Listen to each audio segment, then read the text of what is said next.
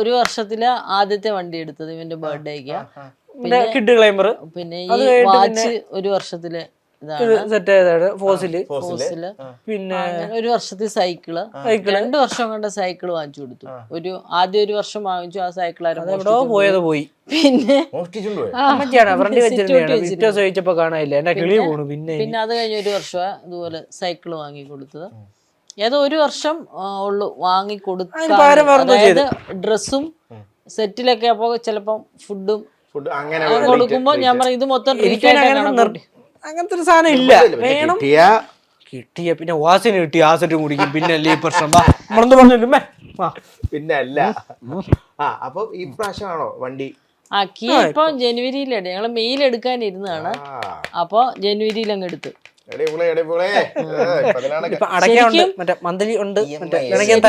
ശരിക്കും ഈ വർഷം ഞാന് ബൈക്ക് വാങ്ങി കൊടുക്കാൻ വേണ്ടിയായിരുന്നു. അപ്പൊ എന്നോട് പറഞ്ഞു ഞങ്ങൾ രണ്ടുപേരുടെ പോയി നല്ലൊരു ബൈക്ക് വാങ്ങിക്കണം എന്നൊക്കെ പറഞ്ഞു. ഞങ്ങള് പരിപാടി ബൈക്ക് ക്രൂയിസർ മാഡത്തിന് ഇഷ്ടമുള്ള ഒരു സാധനം. അപ്പൊ എല്ലാ ആർട്ടിസ്റ്റുകളുടെ കയ്യിലിരിക്കുന്നതാണ് എനിക്ക് ഭയങ്കര സാധാരണ പിള്ളേരോട് പറയണ്ടേ എനിക്ക് മറ്റേ ബൈക്ക് പഴയട്ടാവാറേ ബൈക്ക് തിരിച്ച് എടാ വാടാ പോയി നോക്കാം. പ്ലസ് 1 പഠിച്ചോണ്ടിരിക്കുമ്പോ വെരി കൂൾ. അവസാനം ഞാൻ പറഞ്ഞു വിലക്കണ്ട വന്ന് എന്നോട് പറഞ്ഞു നിങ്ങൾ കേട്ടോ ബൈക്കിന് 2,83,000 3 ലക്ഷം രൂപ ഓൺ റോഡ്. അപ്പൊ എന്തെങ്കിലുമൊക്കെ അക്സസറീസ് ഒക്കെ വെച്ച് ഒരു 3 ലക്ഷം രൂപ കൂട്ടിക്കും അല്ലേ? 295 കൂട്ടും. കുടിക്കാൻ വേണ്ടേ 3 രൂപ. ഞങ്ങളുടെ കിഡ് ക്ലൈംബർ ആയിരിക്കും. ക്ലൈംബറാ വണ്ടി ഇരിക്കുന്നത്. അപ്പൊ എന്നോട് 5 വർഷം കഴിഞ്ഞു, 6ാമത്തെ വർഷം 1 ലക്ഷം കിലോമീറ്റർ ആകും. അപ്പൊ എന്നോട് പറഞ്ഞു ഈ 2,83,000 അമ്മ EMI അല്ലല്ലോ, റെഡി ക്യാഷ് കൊടുത്തു കൊടുക്കാന്. ഞാൻ പറഞ്ഞ സ്വർണ്ണം വല്ലതും പണയം വെച്ച് ബാക്കി പൈസ ഇച്ചിരി കയ്യിലുണ്ടായാലും അവിടെ ചേർത്ത് നമുക്ക് അങ്ങോട്ട് എടുക്കാം. ഇതൊന്നും ഇടണ്ട, EMI ഇടണ്ടാണ്. ഇങ്ങനൊക്കെ ആദ്യമായിട്ട് വാങ്ങിക്കുന്നത് റെഡി ക്യാഷ് കൊടുത്ത് വാങ്ങിച്ചിട്ട് എന്റെ ഒരു ആഗ്രഹം. എന്റെ കുഞ്ഞ് ഇത്രയും വർഷം കൊണ്ട് കഷ്ടപ്പെടുത്തി. അപ്പൊ അവനൊന്നും പറയാറുമില്ല ഇന്നത് വേണോന്ന് ഇന്നുവരെയും പറഞ്ഞിട്ടില്ല.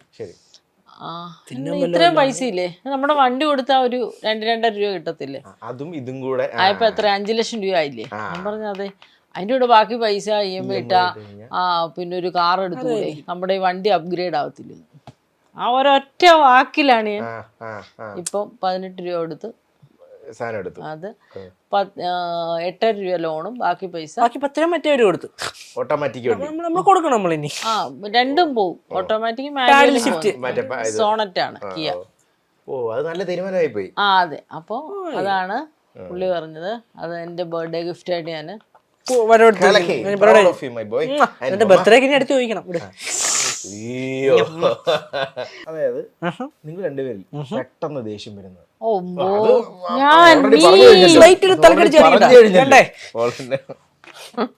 ഫോർ എക്സാമ്പിൾ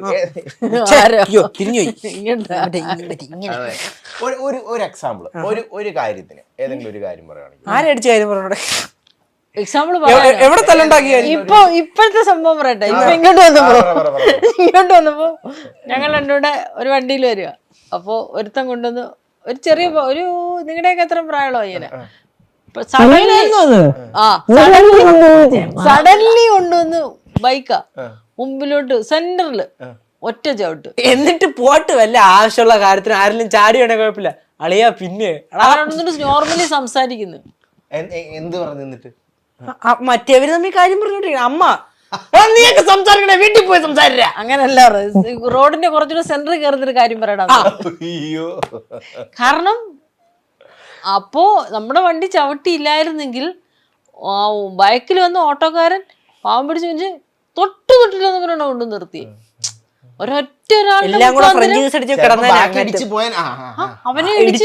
ചിലപ്പോ നമ്മൾ ഇടിച്ചില്ലായിരുന്നെങ്കിലും ബാക്കി വന്നവ എന്നെ ഇടിച്ചേനെ. അതിന്റെ ബാക്കി എല്ലാരും മുട്ടിനെ നിർത്തിയത്. മറ്റേ ഒരു ചേച്ചി കൊണ്ടുപോയി മറ്റേ അവിടെ വണ്ടി വാഴക്കാട് ജംഗ്ഷൻ നമ്മുടെ സെൻട്രൽ ബേക്കറിയുടെ ആ കേർവില്ല, ഒരു വളവില്ല, അവിടെ അവന്റെ ഭാഗ്യം കൊണ്ട് നമ്മൾ ഇടി കൊടുത്തില്ല. ആ പുള്ളിയുടെ ഭാഗ്യം കൊണ്ടും ബാക്കി വന്നവരുടെ എല്ലാവരുടെയും ഭാഗ്യം കൊണ്ടും എല്ലാരും ഇടിച്ചില്ല. പിറകെ വന്ന് ഓട്ടോ ചേട്ടൻ പുറത്തോട്ടിട്ട് ഞങ്ങളെ തെറി വിളിക്കാൻ തുടങ്ങുമ്പോ ഇതിനു മുമ്പ് ഞാൻ തെറി വിളിച്ചു കഴിഞ്ഞ്. അപ്പൊ പുള്ളി അവനായിരുന്നു കിട്ടേണ്ടത്, പാള് മാറി കൊടുത്തേനെ. ഈ സന്ധ്യ സമയത്ത് അറിയാമല്ലോ നീണ്ട നിരയാണ്. പരസ്പരം രണ്ടുപേർക്കും അഭിമാനം തോന്നിയ ഒരു മൊമെന്റ്, അതായത് ആ നിമിഷം, അതായത് കേശുവിന് അമ്മേ അത് ഇത് തന്നെയാ മുമ്പ് പറഞ്ഞ സാധനം തന്നെ. 10ാം ക്ലാസ്സിലെ മാർക്കാ അവൻ. അമ്മ വീണ്ടും നോക്കുമ്പോ എന്നെ മാർക്ക് തന്നെയാണോ? എനിക്ക് അതേപോലെ അഭിമാനം തോന്നി. അമ്മ 65% മതി എന്നത് കഴിഞ്ഞിട്ട് പറഞ്ഞായിരുന്നു. അത് അങ്ങനെ പറയണമെങ്കിൽ വേണം ഒരു ഞാൻ വെറുതെ കിടന്ന് കഷ്ടപ്പെട്ട് എല്ലാം 70 മേടിച്ചാൽ മതി. എന്നോട് വേറെ പ്രശ്നമുണ്ട്. എന്നോടൊരു വര പറഞ്ഞു 81 മേടിച്ചു മതിയായിരുന്നു. വേറൊരു സാധനമുണ്ട് നമ്മുടെ എടാ ഒരു 80-85 പിടികെട്ടാ. 85 നോക്കി നോക്കട്ടെ. കറക്റ്റ് അത് ഏറെ കൂടെ പിടിച്ചു നിർത്തും. കഴിച്ച അപ്പം ഞാൻ നിർത്തും. ഞാൻ മിക്കാറുള്ള നമുക്കൊക്കെ ഉള്ള അസുഖമായിരിക്കുമല്ലോ. സ്കൂൾ അങ്ങനെ ഉണ്ടോ പിള്ളേര് സ്കൂളിൽ? ഉണ്ട്. എനിക്കറിഞ്ഞൂടാ. ഫ്രണ്ടിനും ചിരിക്കണ നോക്ക്. എന്താന്ന് വിചാരിച്ചത്? ഇവന് ഈ +2 എക്സാമിന് പോയപ്പോ മൊത്തം ഞാൻ രാവിലെ പറഞ്ഞു വിടുന്നത്. എല്ലാരും ചോദിക്കും ഹോൾ ടിക്കറ്റ് എടുത്തോ ബുക്ക് എടുത്തോ എല്ലാം ചോദിക്കും. മോനെ എല്ലാം എഴുതണേ എന്നാ പറഞ്ഞു വിടുന്നത്. ഞാൻ പറയുന്നത് അങ്ങനല്ല. ദേ മടുത്തു എന്ന് പറഞ്ഞോണ്ട് നിർത്തല്ലേ, മൊത്തം എഴുതണേ. എല്ലാ ആൻസറും കംപ്ലീറ്റ് ചെയ്യണം. എല്ലാ ആൻസറും നീ കംപ്ലീറ്റ് ചെയ്യണം. കൈ കഴിച്ചു എന്ന് പറഞ്ഞ് നിർത്തല്ലേ എന്ന്. കാരണം ഇവൻ കൈ കഴിക്കുന്നു മതി ഇത്രയും അങ്ങനെ നിർത്തും. അറിയാമെങ്കിലും നിർത്തും. അത് അറിയാം. എന്നറിയോ, ഞങ്ങൾക്കൊന്നും അങ്ങനെ നിർത്താൻ പറ്റത്തില്ല. ജയിക്കുമെന്ന് അത്ര എഴുതിയിട്ടും ജയിക്കാനുള്ള കിട്ടത്തില്ല ഞങ്ങൾക്ക്. അപ്പൊ പിന്നെ എന്നാ പ്രശ്നം, ഏതെങ്കിലും ഉണ്ടെന്നോർത്ത് ഞങ്ങൾ നോക്കും. ഇത് മതി നിർത്തി, എത്ര മാർക്ക് ഉണ്ട് അതാ കാര്യം. അതൊന്നുമല്ല, +1 ആയിരുന്നു ഭയങ്കര രസം. ഞങ്ങൾക്കൊന്നും എഴുതാനില്ലാത്തോണ്ട് ഇല്ല അതാണ് അവിടെയാണ് എനിക്ക് സങ്കടം വരുന്നത്. മക്കൾക്ക് അറിയാമായിരുന്നിട്ടും അമ്മ എനിക്കത് അറിയാമായിരുന്നു. പക്ഷെ അത് ഈ +1 പരീക്ഷയ്ക്കാ കിട്ടിപ്പോയനെ. 2 സബ്ജക്റ്റിന് 81 അല്ലയോ? എനിക്ക് വലിയ സങ്കടമൊന്നും ഇല്ല. 81 ഉണ്ട്. ഒരെണ്ണം 84 കണ്ടല്ലേ, 83. ബാക്കി എല്ലാത്തിനും 90 above ഉണ്ട്. Political സയൻസിന് 100 out of 100. +2 കഴിഞ്ഞിട്ട് പറയാം. +2 എന്തായാലും കുറയും. +1 ഞാൻ അത്രയും മാർക്കൊന്നും പ്രതീക്ഷിച്ചില്ല. അപ്പൊ അല്ല അതിനൊക്കെ എനിക്ക് ഭയങ്കരമായിട്ട് ഇതുണ്ട്. നന്നായിട്ട് അഭിമാനം. ഞാൻ 6 തവണ നോക്കി +1 റിസൾട്ട്. എങ്ങനെ 100 വന്നു എനിക്ക് മനസ്സിലാവില്ലല്ലോ. എന്നോട് അല്ല അതിന്റെ ഏറ്റവും ഞാൻ എക്സാമിന്റെ തലേ ദിവസം ഷൂട്ട് ഉണ്ടായിരുന്നു. ഒരു ആഡിന്റെ ഷൂട്ടായിരുന്നു ആറ്റിങ്ങിൽ വെച്ചിട്ട്. ഒരു ഫർണിച്ചർ ഷോ. മോനെ, ഡയാന, ശിവാനി, ഞങ്ങളെല്ലാം ഇവരെല്ലാം കൂടെ ഉള്ള 3 പേരോടുള്ള ആഡായിരുന്നു. തലേ ദിവസം ഇനാഗുറേഷനും കഴിഞ്ഞ് ആഡും കഴിഞ്ഞു വന്നു. പിന്നെ എക്സാം എഴുതുന്നു. അന്ന് വൈകിട്ട് വരുന്നു, രാത്രി എക്സാം എഴുതുന്നു. അല്ല രാവിലെ രാത്രി വന്നു. രാത്രി 12:30 1 മണിയൊക്കെ ആയപ്പോ എത്തി. രാവിലെ പോയി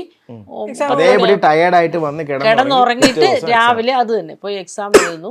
ഉച്ചയ്ക്ക് എക്സാം ഹാളിൽ നിന്ന് യൂണിഫോമോടെ ഞാൻ വിളിച്ചിറങ്ങി. തീരുന്നു, ഇറങ്ങി വരുന്നു, വണ്ടി കയറ്റുന്നു, തിരിച്ചു വീണ്ടും അതിന്റെ ബാക്കി ആടുന്നു. മറ്റേ കേസ് തിരുവനന്തപുരത്ത് ഇറങ്ങി വന്നപ്പോ എന്നോട് പറഞ്ഞു എനിക്ക് മുള്ളാൻ മുട്ടുന്നു. നമ്മൾ ഇപ്പൊ മുള്ളാനൊന്നും സമയമില്ല, അവിടെ സെറ്റിൽ എല്ലാരും കാത്തിരിക്കും, ഇങ്ങോട്ട് പാടാം. കഷ്ടാലോചിച്ചോണ്ട് പിന്നെ പോണ വഴിക്ക് പിന്നെ അവിടെ പോയി അന്ന് നിർത്തി.